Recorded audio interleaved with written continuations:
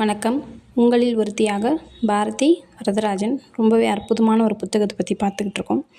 28 நாளில் நம்மளோட லைஃப் ஸ்டைலே நமக்கு மாற்ற போகுது. நமக்கு மொத்தமே மாயாஜாலமாக மாறப்போகுது.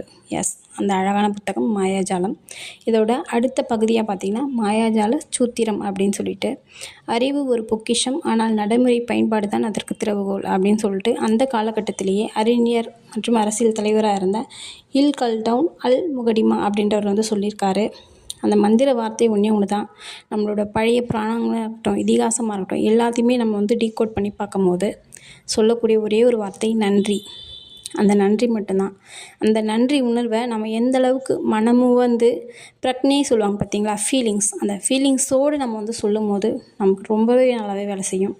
நன்றி நார்மலாக தேங்க்ஸ் அப்படின்றதுக்கும், அந்த நன்றி உணர்வோட ஃபீலிங்ஸோடு நம்ம நன்றி அப்படின்றதுக்கும் இருக்கக்கூடிய வித்தியாசம் இதுதான்.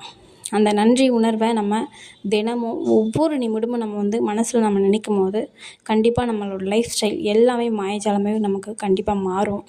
எந்த பொருளாக இருக்கட்டும், எந்த உறவாக இருக்கட்டும், எதுவாக வேணா இருக்கட்டும், நம்மளோட கிராட்டிடியூட் நம்ம எந்த அளவுக்கு நம்ம அதில் செலுத்துகிறோமோ அந்த அளவுக்கு நமக்கு வந்துட்டு எல்லாமே நமக்கு அபரிமிதமாக நமக்கு வந்து கிடைக்கும். ஒவ்வொரு வினைக்கும் ஒரு எதிர்வினை உண்டு அப்படின்னு சொல்லிட்டு நியூட்டன் வந்து சொல்லியிருக்காரு. ஸோ அதே இதுதான் அந்த நன்றி உணர்வு. நீங்கள் எதுவாக என்ன இருக்கட்டும், ஒரு கிராட்டிடியூடோட அது எனக்கு வேணும் அப்படின்னு சொல்லிட்டு நினைங்க. கண்டிப்பாக நமக்கு அந்த பொருள் கிடைக்கும். எது வேணாலும் இருக்கட்டும், நீங்கள் எந்த காலகட்டத்தில் வேணாலும் இருக்கலாம், கண்டிப்பாக கிடைக்கும்.